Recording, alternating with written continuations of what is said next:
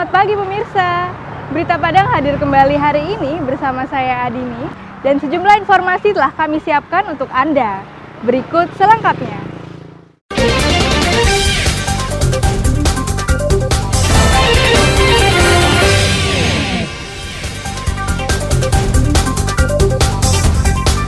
Pemerintah Kabupaten Tanah Datar memperpanjang masa tanggap darurat hingga 8 Juni 2024. Dua pengedar sabu-sabu ditangkap. Satu orang sembunyi di kolong mobil di dalam bengkel. Jalan Nasional Padang Bukit Tinggi putus di Lembah Anai. Tarif angkutan kota dalam provinsi naik 40%.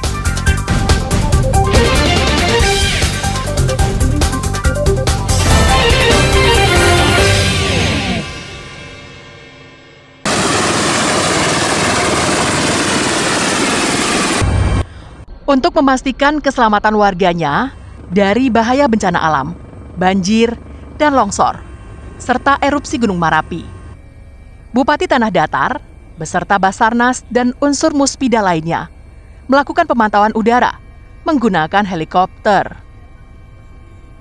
Bupati pun menyusuri serta mengamati lokasi penyebab banjir bandang Gunung Marapi dari udara.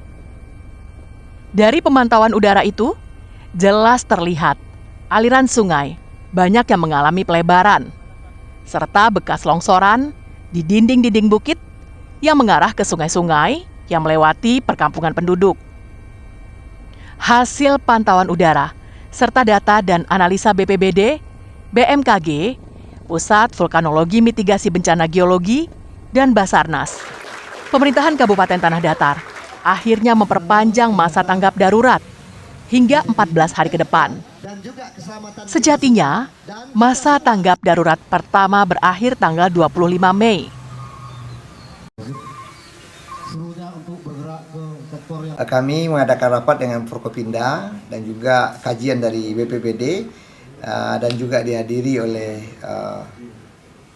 peserta rapat dari BMKG atau info dari BMKG terkait bagaimana ke depan cuacanya, dan juga kajian-kajian yang diberikan BPBD kepada kami. Akhirnya kami memutuskan untuk memperpanjang tanggap darurat di Tanah Datar 14 hari ke depan. Bupati juga meminta pemerintah pusat agar dalam waktu dekat bisa membantu pemerintah Kabupaten Tanah Datar menyiapkan sabodam sebanyak 8 buah untuk mencegah meluasnya dampak bencana alam yang berasal dari Gunung Marapi. Sri Louis melaporkan dari Tanah Datar.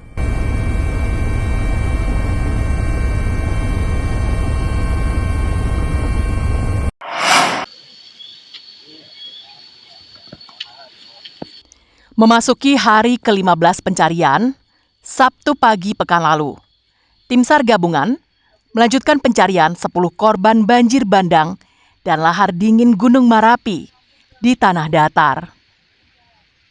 Untuk mengoptimalkan pencarian, Tim SAR mendapatkan bantuan sebuah alat berat untuk mencari korban di lokasi yang dicurigai. Selama ini, pencarian agak terkendala karena tebalnya endapan lumpur di lokasi banjir bandang lahar dingin Marapi. Jadwal pencarian korban kembali diperpanjang Tim SAR dan akan berakhir sesuai dengan berakhirnya masa tanggap darurat 8 Juni mendatang. Selain itu, Tim SAR gabungan mencari korban di aliran sungai yang mengalir hingga ke Sijunjung menggunakan perahu karet dan drone thermal. Untuk yang hilang di Kabupaten Tanah Datar masih terdata 10 orang. Tim gabungan SAR masih melaksanakan pencarian sesuai sektor-sektor yang telah dibagikan. Dan sampai pukul 13.00 ini hasil nihil, namun sebagian tim masih melaksanakan pencarian. Dan ini akan terus kita lakukan sampai tanggap darurat selesai. Hasil pemutakhiran data, hingga Minggu sore, 62 orang tewas akibat banjir bandang lahar dingin Marapi. Dari jumlah itu, 2 korban di Rumah Sakit Umum Daerah Batu Sangkar belum teridentifikasi. Selain itu, 10 warga Tanah Datar belum ditemukan dan masih dicari tim SAR hingga 11 Juni mendatang. Alfi melaporkan dari Tanah Datar.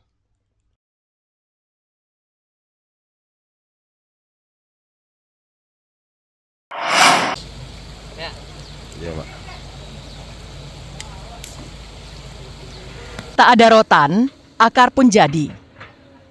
Pepatah ini dipegang teguh warga Situjuh Tungkah dan menerapkannya saat memperbaiki jembatan penghubung kampung mereka dengan dunia luar. Nagari ini terimbas banjir bandang yang melanda daerah Agam 2 minggu lalu. Batang Sandir yang melewati kampung mereka meluap akibat diguyur hujan deras dan menerima limpahan banjir bandang lahar dingin Marapi. Akibatnya, salah satu pondasi jembatan di kampung itu ambles dan menyebabkan jembatan miring dan tak bisa dilewati. Alih-alih menunggu bantuan pemerintah untuk memperbaikinya, warga sepakat bergotong royong untuk memfungsikan jembatan itu kembali. Caranya terbilang unik, yakni jembatan beton diangkat dan ditopang dengan beberapa buah pohon kelapa. Proses mengangkat jembatan permanen itu dibantu alat berat milik Balai Wilayah Sungai Sumatera yang sedang menormalisasi aliran sungai Batang Sandir. Meski bersusah payah dan bekerja keras, jembatan berhasil berada di posisi semula dan bisa digunakan lagi. Warga juga berharap pemerintah membuat jalan inspeksi di kedua sisi sungai. Tapi harapan kami atas nama pemerintah Nagari mewakili masyarakat itu kalau bisa ini ditingkatkan sepanjang aliran sungai ini dibangun jalan inspeksi karena sangat membantu untuk memobilisasi bahan atau alat-alat atau hasil pertanian dari dalam sepanjang sungai ini. Jika hujan deras melanda daerah hulu Sungai Sandir, maka luapan sungai ini menggenangi permukiman, sawah, dan ladang warga. Dalam 10 tahun terakhir, tercatat daerah ini telah mengalami banjir bandang sebanyak 4 kali. Banjir bandang yang terakhir merupakan yang terbesar karena Sungai Ujuang Gugua yang menerima aliran lahar dingin Marapi bermuara ke Sungai Batang Sandir ini. Ikhlasul Ihsan melaporkan dari 50 kota.